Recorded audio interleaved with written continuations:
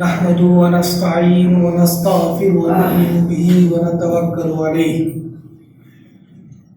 نعوذ بالله من شرور أنفسنا من سيئات أعمالنا. من يهد الله فلا مضل له ومن يضلله فلا هادي له. ونشهد أن لا إله إلا الله وحده لا شريك له. ونشهد أن محمدا عبده ورسوله أرسله بالحق بشيرا ونذيرا بين يدي الساعة. ومن يطع الله ورسوله فقد فاز فوزا عظيما. إن خير الكلام كلام الله وشر الأمور محدثاتها وكل محدثة بدعة وكل بدعة ضلالة وكل ضلالة في النار. قال الله تعالى في القرآن المجيد والفرقان الحميد: أعوذ بالله من الشيطان الرجيم. بسم الله الرحمن الرحيم. قد أفلح المؤمنون الذين هم في صلاتهم خاشعون والذين هم عن اللغو معرضون والذين هم للزكاة فاعلون والذين هم لفروجهم حافظون إلا على أزواجهم أو ما ملكت أيمانهم فإنهم غير ملومين. فمن ابتغى وراء ذلك فأولئك هم العادون. والذين هم لأماناتهم وعهدهم راعون والذين هم على صلواتهم يحافظون.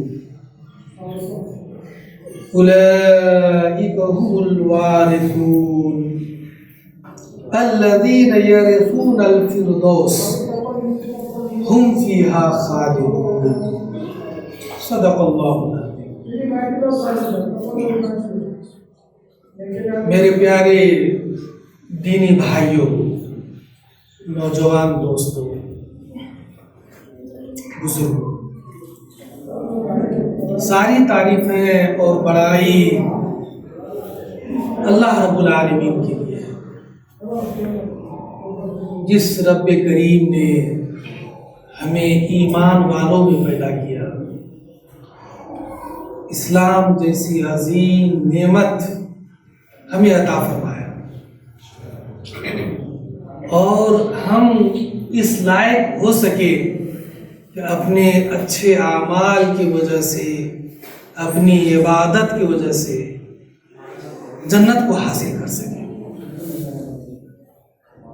ورنہ تصور کیجئے کہ اگر ہماری اور آپ کی پیدائش کسی غیر مسلم گھرانے میں ہوئی ہوتی اور اللہ تعالی ہمیں ایمان کی توفیق، اسلام کی توفیق نہیں دیتا، تو ہمارا کیا حشر ہوتا، کیا انجام ہوتا، اور جو آخرت کی ہمیشہ ہمیش کی زندگی ہے، جو کبھی ختم ہونے والی زندگی نہیں ہے، اس زندگی میں ہمارا انجام کیا ہوتا. تو یہ دین اسلام جو ہمیں اور آپ کو ملا ہے، اس نعمت پہ ہمیں شکر ادا کرنا چاہیے اللہ تبارک تعالیٰ،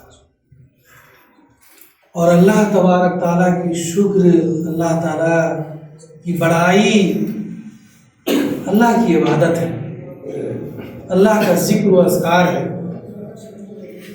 قرآن کریم سے وابستگی ہے، قرآن کی تلاوت ہے. سورہ مومنون کی کچھ آیتوں کی تلاوت آپ کے سامنے کی گئی ہے۔ ان آیتوں میں اللہ تبارک تعالیٰ نے ایمان والوں کی صفات کا ذکر کیا ہے، خوبیاں،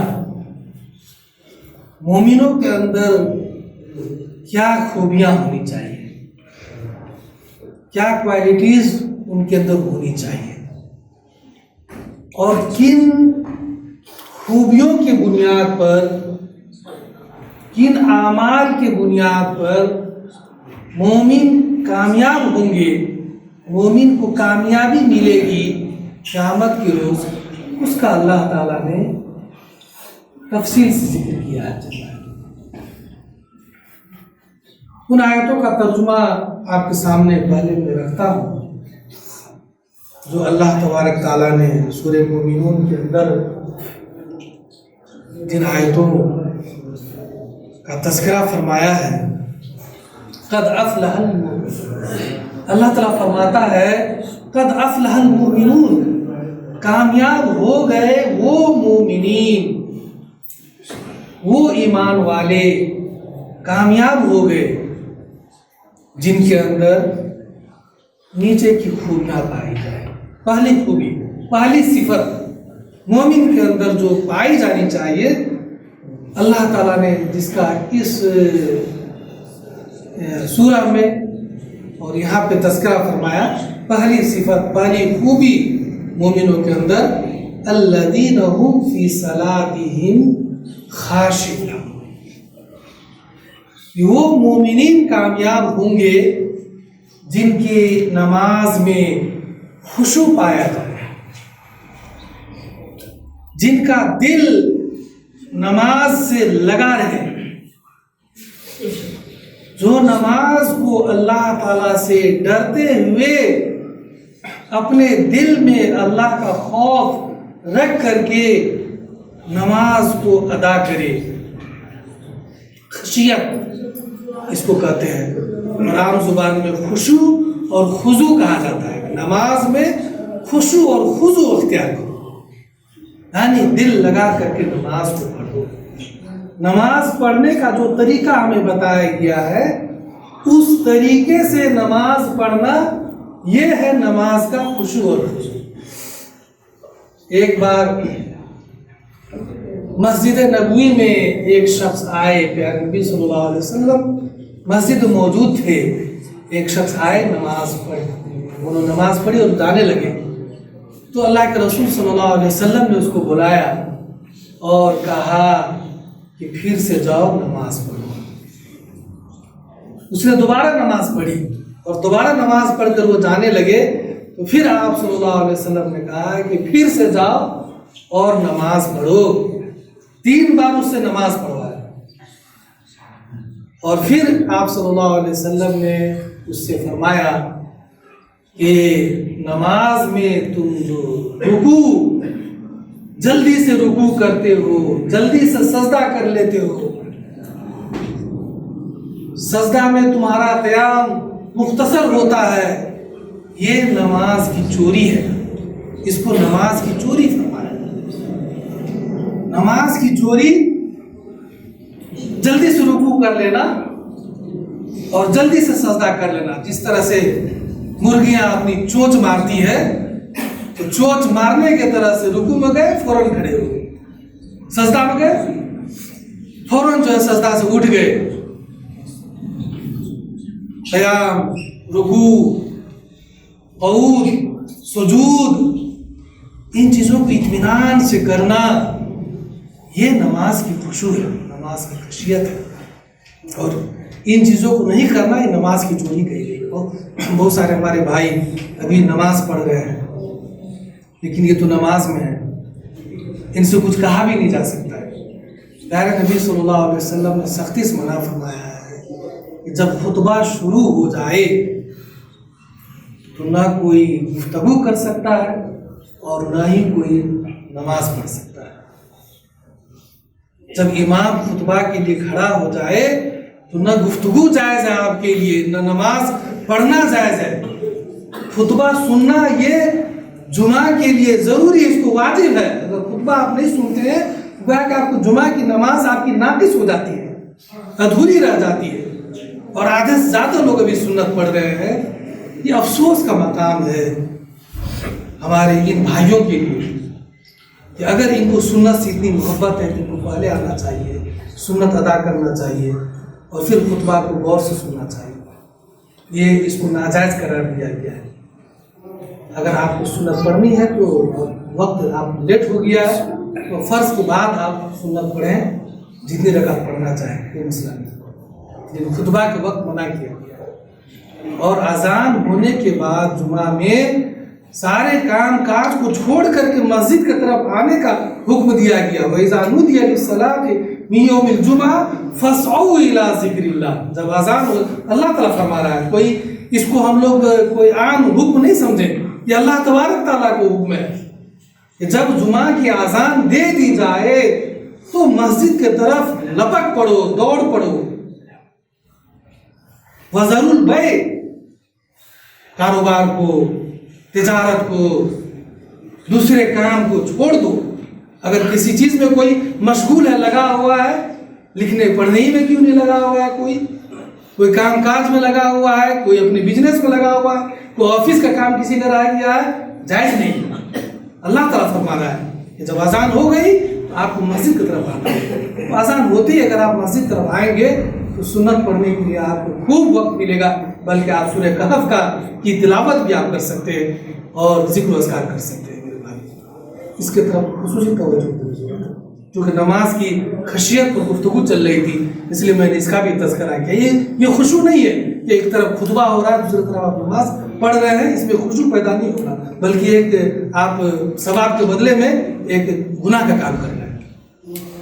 کہ مومنوں کے اندر پہلی صفت ہونی چاہیے نماز کے اندر خشوع. نماز کے اندر خشوع کب ہوگا؟ جب ہم نماز پڑھیں گے. اور صورتحال تو یہ ہے کہ ہم نماز پڑھتے ہی نہیں، خشوع کی تو آگے کی بات ہے. خشوع اور خضوع تو اس سے آگے کی بات ہے. پہلے ہم نماز کی پابندی کریں. اللہ تعالیٰ نے یہاں نماز پڑھنے کی بات نہیں کی. کامیاب ہو گئے وہ مسلمان، وہ مومنین جو نماز پڑھتے ہیں. نہیں، پڑھنا تو پہلے نمبر کی بات ہے. دوسرے نمبر کی بات اللہ تعالیٰ نے کی ہے، نماز پڑھتے ہی نہیں ہے بلکہ نماز کو خشوع کے ساتھ پڑھتے ہیں. ایسے مومنین کامیاب ہوں گے. دل لگا کر کے پڑھتے ہیں، اطمینان سے نماز کو پڑھتے ہیں، ایسے مومنین کامیاب ہوں گے. پہلی صفت. اور دوسری صفت اللہ تعالیٰ نے فرمایا والذین ہم عن اللغو معرضون. نماز پڑھنے کے ساتھ ساتھ مومنین کے اندر لغویات سے، لغو کہتے ہیں برے کام، فضول کے کام، غیر ضروری کام، جس سے ہمارے دین کو کوئی فائدہ ہونے والا نہیں ہے، جس کام سے ہمارے سماج کو فائدہ ہونے والا نہیں ہے، جس کام سے ہمارے ذات کو خود فائدہ ہونے والا نہیں ہے، جس کام سے ہمارے گھر کے بچوں کو فائدہ ہونے والا نہیں ہے، ایسے کام کو کہا جاتا ہے لغو. عربی میں، اردو ہم لوگ کہتے ہیں فضول کا، بکواس کا کام، غیر ضروری چیز. غیر ضروری چیزوں کو چھوڑنا، اس کا اللہ تعالیٰ نے حکم دیا ہے اور اس کو لازم قرار دیا ہے کامیابی کے ساتھ. اندازہ لگائیے، بہت بڑی بات ہے. اگر ہم فضول کام کو نہیں چھوڑتے ہیں تو وہیں پر ہمارا دروازہ بند ہو جاتا ہے. کون سا دروازہ؟ کامیاب ہونے کا دروازہ، جنت کا دروازہ. میرے محترم بھائی بزرگوں، میں بہت ہی محبت کے ساتھ آپ کو کہہ رہا ہوں، آپ سے مجھے کوئی شکایت نہیں ہے، لیکن اللہ تبارک تعالیٰ کا فرمان ہے یہ. اگر اللہ تعالیٰ کے فرمان کو ہم نہیں سمجھیں گے، ہم نہیں پکڑیں گے، تو مسلمان ذلیل جو دنیا میں ہو رہا ہے، روز ہم سنتے ہیں مسلمانوں کی ذلت کے بارے میں، مسلمانوں پر ظلم اور زیادتی کے بارے میں، مسلمانوں کو خون بہائے جانے کے بارے میں، مسجدوں پر حملہ کیے جانے کے بارے میں. کیا وجہ ہے ان چیزوں کی؟ یہی وجہ ہے، ہم نے شریعت کو چھوڑ دیا، ہم نے دین کو چھوڑ دیا، ہم نے قرآن کو چھوڑ دیا، ہم نے سنت کو چھوڑ دیا. سنتے تو ہیں لیکن عمل کرتے ہیں. تو بات صرف سننے سے نہیں ہوگا، میرے عمل کرنے کی ضرورت ہے. یہ ہماری کامیابی ہے اور ہمارے دین کی کامیابی اسی ہے. تو دوسری شرط اللہ تبارک تعالیٰ نے قرار دیا کہ مسلمان وہی کامیاب ہوں گے جو لغویات سے پرہیز کریں. قیامت کے دن جنتی لوگ سوال کریں گے جہنمیوں سے. قرآن میں تذکرہ ہے، قرآن میں ہے کہ جنتی لوگ جہنمیوں سے پوچھیں گے، یعنی وہاں پر بھی بات چیت ہوگی جنتیوں میں اور جہنمی والوں میں. جنتی والے تلاش کریں گے کہ دنیا میں ہمارے ساتھ پھلاتے وہ آج جنت میں نظر نہیں آ رہے ہیں، تو وہ جھانکیں گے جہنم کی طرف تو جہنم ان کو نظر آئیں گے. تو پوچھیں گے جہنم والوں سے ما سلککم فی سقر، کہ ارے بھائیو یہ جہنم میں تم کیسے داخل ہو گئے، کیسے جہنم میں چلے گئے؟ دنیا میں تو ہم لوگ ساتھ تھے، ہم لوگ ساتھ رہتے، تمہارے پڑوسی تھے، ہمارے سماج میں رہتے تھے، ہم لوگ ساتھ رہتے تھے، لیکن تم جہنم میں کیسے چلے گئے؟ تو ان کا جواب کیا ہوگا معلوم ہے؟ قرآن کہتا ہے جہنمی کہیں گے لم نکو من المصلین، اے میرے جنتی بھائی دنیا میں ہم نماز نہیں پڑھتے تھے. لم نکو من المصلین پہلا جواب ان کا ہوگا، لم نکو من المصلین، ہم نماز نہیں پڑھتے تھے دنیا میں، اس لیے آج ہم جہنم میں آ گئے. وَلَمْ نَكُ نُطْعِمُ الْمِسْكِينَ، دوسرا جواب ہوگا کہ ہم دنیا میں خرچ نہیں کرتے تھے، مسکین کو کھلاتے نہیں تھے، غریبوں کا خیال نہیں رکھتے تھے، مال سے محبت کرتے تھے اور اس کو سید کر جو ہے بینک بیلنس کرتے تھے اور باکس میں بیگ میں گدے کے نیچے چھپا کر رکھتے تھے، خرچ نہیں کرتے تھے اللہ کے راستے میں، جس کی وجہ سے آدم جہنم ہے. اور تیسرا جواب ان کا ہوگا وَكُنَّا نَخُوضُ مَعَ الْخَائِضِينَ، وَكُنَّا نَخُوضُ مَعَ الْخَائِضِينَ، کہ ہم فضول کام میں لگے رہتے تھے، فضول باتوں میں لگے رہتے تھے، غلط قسم کی چیزوں میں پڑے رہتے تھے، وہی لغو چیزوں میں پڑے رہتے تھے، ہے نا. حتی اتانا الیقین، یہاں تک ہمیں موت آ گئی اور موقع نہیں ملا ہمیں نیک عمل کرنے کا اور ہم جہنم میں داخل ہو گئے. یہ ان کا جواب ہوگا میرے بھائی، جہنمیوں کا جواب ہوگا. 3 باتیں ہیں، نماز نہیں پڑھتے تھے، اللہ کے راستے میں خرچ نہیں کرتے تھے اور برائیوں میں رہتے تھے. برائی تو دور کی بات ہے، برائی تو حرام ہے، برائی سے اوپر کی جو چیز ہے فضول کام، ان چیزوں میں وقت برباد کرتے تھے جس کی وجہ سے جہنم میں داخل ہوئے. تو اللہ تعالیٰ نے دوسری صفت بھی بتایا ہمیں کہ ہم اگر کامیاب ہمیں ہونا ہے، ہم مسلمانوں کو، تو ضروری ہے کہ نماز کی پابندی کریں اور لغویات سے، غلط کاموں سے ہم محفوظ رہے، بچے رہے. ابھی موبائل کا زمانہ ہے، انٹرنیٹ کا زمانہ ہے، اور تو یہ تو سب سے بڑا لغو جو برائی ہے، یہ تو برائی کا گھر ہے. اور آپ جانتے ہیں ایک حدیث میں آتا ہے کہ قیامت کے روز بہت سارے مسلمان ایسے ہوں گے جو بڑے اعمال، پہاڑ کا ذکر کیا پیارے نبی صلی اللہ علیہ وسلم کہ ایک پہاڑ کا نام بتایا کہ پہاڑ کے برابر اچھے اعمال، نیک اعمال کر کے جائیں گے، لیکن قیامت کے دن وہ جہنم میں جائیں گے. اور اس کی وجہ یہ ہوگی کہ ان کی انفرادی زندگی، پرائیویٹ جو ان کی زندگی ہوگی، اس میں وہ برائی کرتے ہوں گے. لوگوں کے سامنے تو نمازی ہوں گے، لوگوں کے سامنے تہجد پڑھتے ہوں گے، سماج میں وہ نمازی کے نام سے مشہور ہوں گے، روزے دار کے نام سے مشہور ہوں گے، تہجد گزار کے نام سے مشہور ہوں گے، لیکن ان کی حرکت یہ ہوگی کہ جب وہ اکیلے رہتے ہوں گے بند کمرے میں، بند جگہوں پہ، تو وہاں پر وہ برائی کرتے ہوں گے، جس کی وجہ سے ان کا سارا عمل بیکار ہو جائے گا اور جہنم میں جائے گا. 1450 سال پہلے یہ پیشن گوئی ہے میرے بھائیوں. 1450 سال پہلے پیارے نبی صلی اللہ علیہ وسلم نے یہ بات بتائی. اور حق اور ہم ذرا جائزہ لیں، وہ زمانہ تو یہ زمانہ ہے، وہ زمانہ تو یہ زمانہ ہے، گھر کے اندر چھپ کر کے، روم کے اندر چھپ کر کے، راتوں میں لحافوں کے نیچے چھپ کر کے برائی کرنے کا زمانہ، یہ زمانہ ہے. وہ حدیث پیارے نبی صلی اللہ علیہ وسلم کا حدیث ہے جو ہر زمانے کے لیے ہے، اور حقیقت میں وہ حدیث اس زمانے میں آگے فٹ ہو رہی ہے، ہمارے زمانے میں فٹ ہو رہی ہے. تو ہم میں ہر ایک شخص اپنا جائزہ لیں کہ پرائیویٹ زندگی ہماری ویسی گزر رہی ہے، جس طرح سے ہم لوگوں کے سامنے اپنی زندگی گزارتے ہیں اسلام کے مطابق، ہمیں کوشش کرنی چاہیے کہ اکیلے بھی ہو تو اللہ تعالیٰ ہمیں دیکھ رہا ہے، اور اللہ کا ڈر کے ساتھ ہمیں انفرادی زندگی بھی، پرائیویٹ زندگی بھی اور اجتماعی زندگی، پبلک لائف یہ نہیں گزارنا چاہیے۔ دوسری خوبی وقت کم میں بیان کر دیتا ہوں آگے۔ تیسری صفت کامیابی کے لیے، مومنوں کی کامیابی کے لیے، جنت کو پانے کے لیے اللہ تعالیٰ نے فرمایا والذین هم للزکاۃ فاعلون۔ وہی بات یہاں پر بھی ہے کہ وہ مومنین کامیاب ہوں گے جو زکوٰۃ ادا کرنے والے ہوں گے، یعنی اللہ کے راستے میں خرچ کرنے والے ہوں گے۔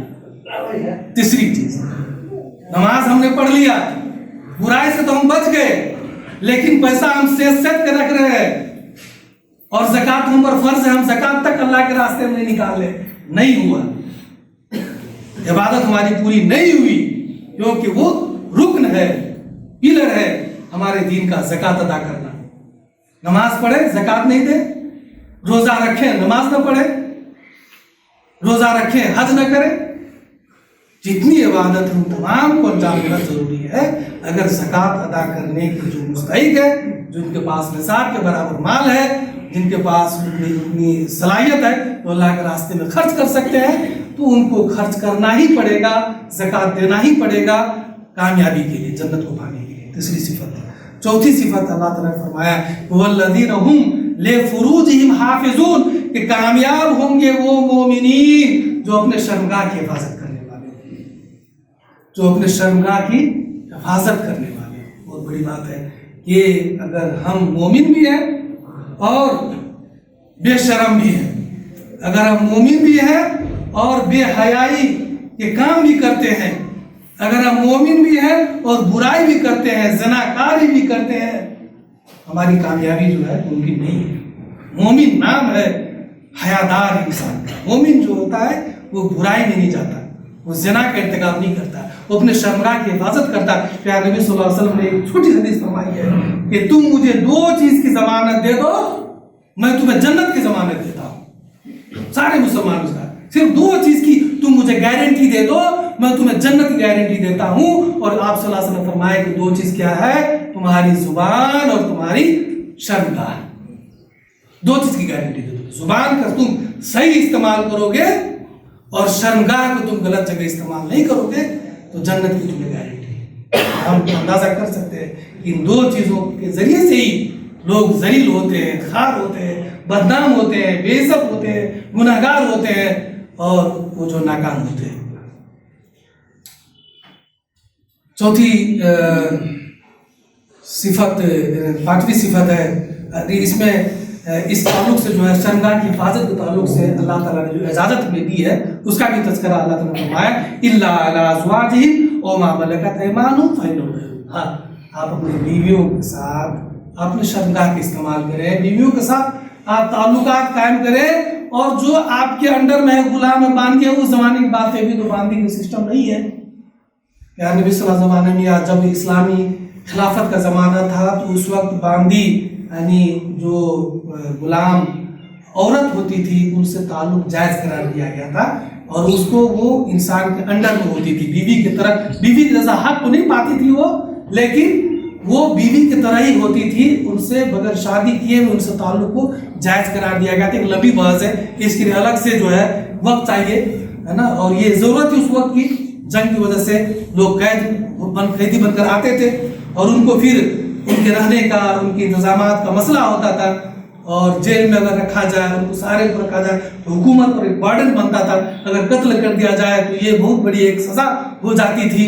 تو آسان طریقہ پیارے نبی صلی اللہ علیہ وسلم نے بتایا تھا، اور یہ سسٹم ہے اسلام میں کہ ان لوگوں کو غلام بنا دیا، مرد کو غلام، عورت کو باندھی بنا دیا جاتا تھا، ہر ایک فوجی لڑنے والے کو ایک ایک کر کے تقسیم کر دیا جاتا تھا، تمہارا غلام ہے، ان کے ذریعے سے کام۔ تو یہ سسٹم ابھی نہیں ہے، اور اسلام نے بھی دھیرے دھیرے غلامی کا خاتمہ کیا ہے۔ اور اگلی صفت اللہ تبارک تعالیٰ نے فرمایا کہ والذین هم لأماناتهم وعهدهم راعون، کہ مومنین وہ کامیاب ہوں گے جو امانت اور وعدے کی پاسداری کرنے والے ہوں۔ امانت اور وعدہ کی پاسداری، اس کی حفاظت کرنے والے مومن کامیاب ہوں گے۔ امانت یعنی کسی کا آپ کے پاس کوئی سامان ہے، کسی کا آپ کے پاس کوئی دولت رکھی ہوئی ہے، کوئی آپ کے پاس کچھ دے کر رکھا ہے اور آپ اس کی امانت میں ہڑپ لیں، اس سے آپ کھا لیں، اس کو خرچ کر دیں، اس پر بےایمانی کر لیں، یہ مومن کی صفت نہیں ہے، یہ منافق کی صفت بتائی گئی ہے کہ منافق کے اندر جو ہے یہ برائی ہوتی ہے کہ اذا اؤتمن خان، کہ منافق کو جب امانت دی جاتی ہے تو خیانت کرتا ہے، وَإِذَا وَعَدَ أَخْلَفَ، اور جب وعدہ کرتا ہے منافق تو خلاف ورزی کرتا ہے۔ مومن کے بارے میں اللہ تعالیٰ نے فرمایا کہ مومن وعدہ کی خلاف ورزی نہیں کرتا ہے، اور مومن جو ہے کسی کی امانت پر غلط ہاتھ نہیں ڈالتا ہے، کسی کی دولت پر، کسی کے مال کو ہڑپتا نہیں ہے، اس پر غلط نگاہ نہیں ڈالتا ہے، ایسے مومن کامیاب ہوں گے۔ اور پھر سے اللہ تبارک تعالیٰ نے نماز کی تاکید فرمائی کہ وَالَّذِينَ هُمْ عَلَىٰ صَلَوَاتِهِمْ يُحَافِظُونَ، کہ کامیاب ہوں گے وہی مسلمان جو اپنے نماز کی حفاظت کرتے ہیں۔ شروع میں نماز کی بات تھی اور یہ آخری صفت ہے کہ نماز پڑھنا ہی نہیں ہے بلکہ نماز کی حفاظت کرنی ہے۔ اور نماز کی حفاظت کیا ہے ہم جانتے ہیں اچھی طرح، نماز کی حفاظت یہ ہے کہ ہم پابندی سے نماز ادا کریں، ایک وقت کی نماز پڑھ لیں، 2 وقت کی چھوڑ دیں، ہفتہ میں 6 دن بول رہے ہیں، جمعہ کو روز آ کر اپنی بخشش کروا لیں، ایسا سسٹم نہیں ہے اسلام میں۔ 5 وقت کی نماز آپ کو ادا کرنی ہے، ہر حال میں ادا کرنی ہے۔ مسافر کے لیے بھی نماز چھوٹ نہیں ہے، بیمار کے لیے بھی نماز چھوٹ نہیں ہے، کسی کے لیے بھی نماز کی رخصت دی گئی ہے۔ مسافر ہے 4 کی جگہ 2 پڑھ لے، بیمار ہے وہ بیٹھ کے پڑھ لے، لیٹ کے پڑھ لے، اشارے سے پڑھ لے، رخصت ہے لیکن معاف نہیں میرے بھائیوں۔ تو اللہ تعالیٰ نے جو آخری صفت پھر سے نماز کے بارے میں فرمایا کہ وَالَّذِينَ هُمْ عَلَىٰ صَلَوَاتِهِمْ يُحَافِظُونَ، کہ وہی مومنین کامیاب ہوں گے جن کے اندر یہ ساری خوبیاں ہونے کے بعد وہ نماز کی حفاظت کرنے والے ہوں۔ فرمایا کہ اولئک هم الوارثون، ایسے ہی مومنین جو ہے وارث ہوں گے۔ زمین کے وارث بھی ایسے ہی لوگ، آج ہمارے اندر سے حکومت چلی گئی ہے، ہم غلام بن گئے دنیا میں، کیوں؟ ان چیزوں پر ہم عمل نہیں کر رہے۔ زمین کے وارث ہم کیسے ہوں گے؟ زمین کے مالک ہم کیسے ہوں گے؟ زمین کے مالک بننے کے لیے، اقتدار کو حاصل کرنے کے لیے، حاکمیت اور حاکم بننے کے لیے، خلیفہ بننے کے لیے، بادشاہیت اختیار کرنے کے لیے یہ کوالٹیز مسلمانوں کو ہونی چاہیے۔ اور جنت کی وارث بننے کے لیے یہ چیزیں ضروری ہے۔ فرمائے گا الذین یرثون الفردوس، ایسے ہی مومنین جو ہے جنت الفردوس کے وارث ہوں گے، وہم فیہا خالدون، اور اس میں ہمیشہ ہمیش رہیں گے۔ اور جن کے اندر یہ خوبیاں نہیں پائی جائیں گی وہ گویا کہ جنت کے وارث نہیں ہوں گے، وہ وہاں پہ ناکام ہوں گے۔